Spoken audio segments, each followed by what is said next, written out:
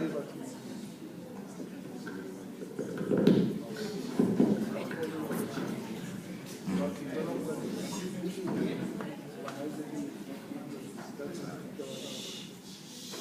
know, opposition should just come here and say that we just like to drink and not giving us all this unnecessary analysis that doesn't fit well into the debate. Because everything they're talking about isn't justifiable.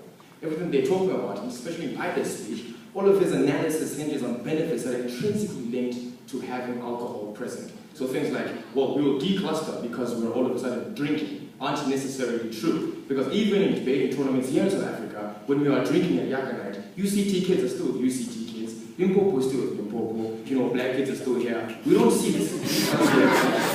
So we don't think that we get these benefits that Piper is talking about within the society itself.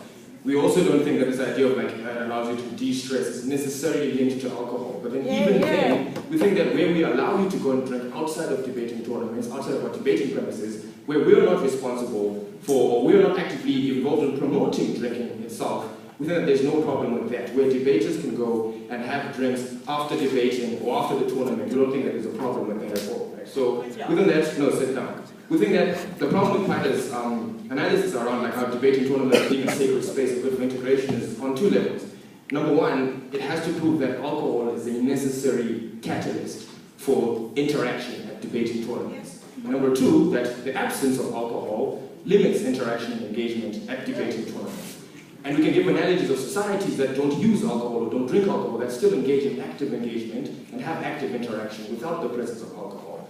What Ati asked me by way of POI is, why can't we do without drinking culture in debating tournaments? And Daniel says, no, as a liberal, I must not be imposed ideas on me because I'm a liberal and that should never happen, unless the law says so. Within that debate is far from what Daniel is talking about. As liberals, I'm not a liberal, but as liberals, where we see that there are harms that are accrued to individuals other than ourselves, we have a moral responsibility to step in and mitigate those harms from happening.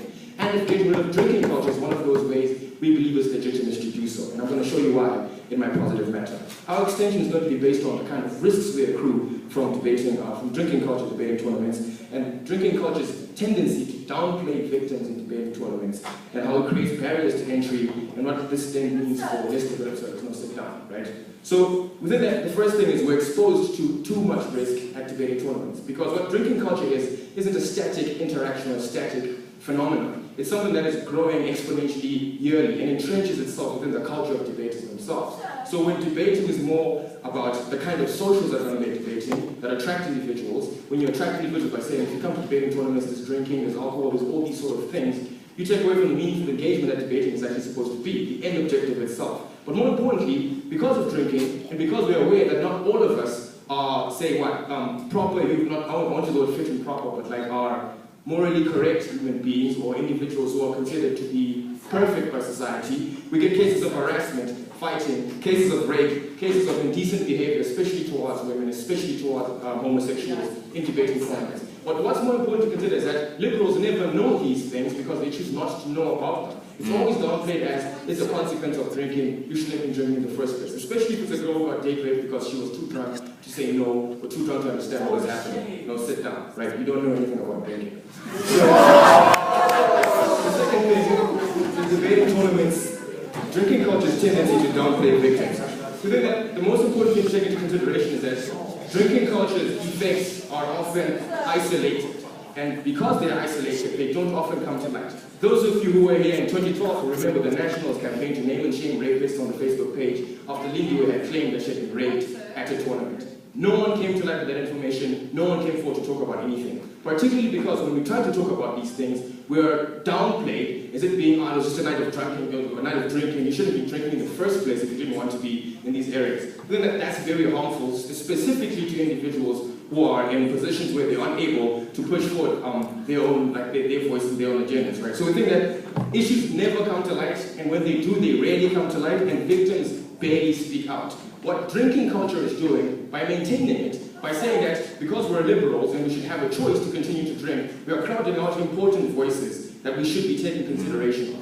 And we don't think that it's a legitimate thing to do just because we want to drink, just because Tyler and Danielle think they can interact better when they're drinking, or just because Dan and Bettina think it's better to interact when they're drinking, right? But more importantly, we think that with the kinds of harassments you get, the kind of rapes you get and like the victimization of people, we create serious barriers to entry for debating tournaments or to debating for individuals who otherwise would have benefited from these kind of interactions. We think that we disincentivize individuals who want to come back to debating. We disincentivize individuals who may have entered debating from, say, high school or from university level. We don't think we want to allow those kind of things to happen. So if you feel victimized or you feel that you don't fit in to the debating society, it ceases to be an open space for open engagement.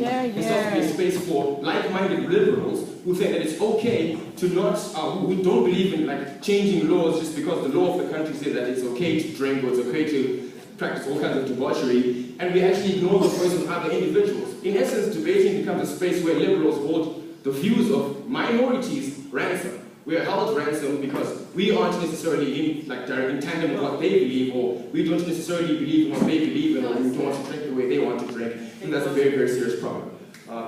We can particularly say that these barriers of entry don't exist because someone under the age of 18 can still portray and participate in a university tournament. The same to the fact that there are Muslims in this room. There are no barriers to entry. You just don't have to. See, that you missed the point. The barriers to entry come from people who've been victimized at debating, whose answers or whose cries weren't heard, whose voices weren't even considered. So if you've never been victimized as an 18-year-old at a debating tournament, there are no barriers to entry because you've never experienced it. But for someone who's experienced this kind of harassment, experienced the kind of rape that comes from this is a serious barrier to them entering the debate realm in the first place. But more importantly, we think that the quality of debate for less developed debating circuits is harmed when we promote drinking culture and move away from the more important aims of debating, which are to grow the debating culture, to create an open space, a more open space. Because where more people are drinking and less people are engaging in debating, we have a smaller pool of individuals who can actually push forward for debating. We move away from getting the kind of sponsorship we want to get when drinking culture becomes an inherently entrenched in our identity in society. So we can no longer go and develop smaller communities because Standard Bank won't give us money because they believe debating is associated with rape, it's associated with like fights, all these kinds of sexual harassment. And these are things that we don't want to actually allow to happen. We would ban drinking culture, actively combat it by banning alcohol at younger nights, banning alcohol in residences, by disassociating ourselves with debating tournaments with the culture of drinking. And it's for these reasons we are proud to propose.